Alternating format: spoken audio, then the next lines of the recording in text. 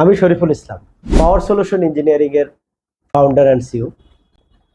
আমি আপনার সাথে একটি ঘটনা শেয়ার করব আজকে। এটা জেনারেটর সার্ভিস রিলেটেড ঘটনা। এই রিসেন্ট কিছুদিন আগে আমার এক ক্লায়েন্ট, এটা কুমিল্লাতে Khorshed Alam CNG and conversion centre, ওই পাম্পের একটি বলবো জেনারেটর আছে। সেই জেনারেটরটি সমস্যা হয়েছে, ওনারা অনেককেই দেখিয়েছে। দেখানোর পর তারা বলছে যে জেনারেটরটা খুলে ওভারহোলিং করতে হবে এবং বিভিন্ন পার্টস চেঞ্জ করতে হবে। তো শেষ পর্যন্ত ওনারা আমাদেরকে ডাকেন, আমাদের স্বর্ণপন্ন হন, আমরা ওখানে গেলাম।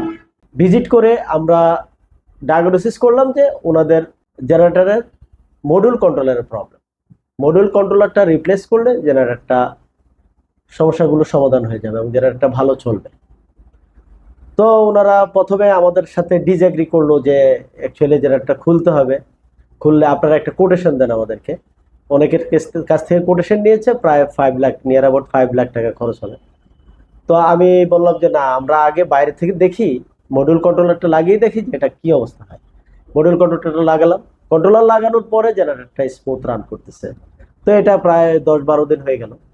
তো এইরকম বহু ঘটনা আমাদের জীবনে ঘটেছে, যেটা অনেকেই বলছে যে ইসিএম প্রবলেম, মডিউল প্রবলেম, বা এই কারণে জেনারেটরটাকে তারা বলতেছে জেনারেটর ওভারহোলিং করতে হবে। অ্যাকচুয়ালি জেনারেটরের মেকানিক্যাল প্রবলেম হলে জেনারেটর ওভারহোলিং করতে হয়, আর ইলেকট্রিক্যাল প্রবলেমগুলো ধাপে ধাপে ট্রাই করে আগাতে হয়। তো আপনাদের যদি এই টাইপের কোনো সমস্যা, অর্থাৎ জেনারেটরের যে কোনো সমস্যায় আমাদের সাথে যোগাযোগ করতে পারেন। আমাদের দেয়া স্ক্রিনে দেওয়া নাম্বারে আমাদের সাথে যোগাযোগ করবেন, আমাদেরকে এসএমএস দিতে পারেন, হোয়াটসঅ্যাপ করতে পারেন। আল্লাহ।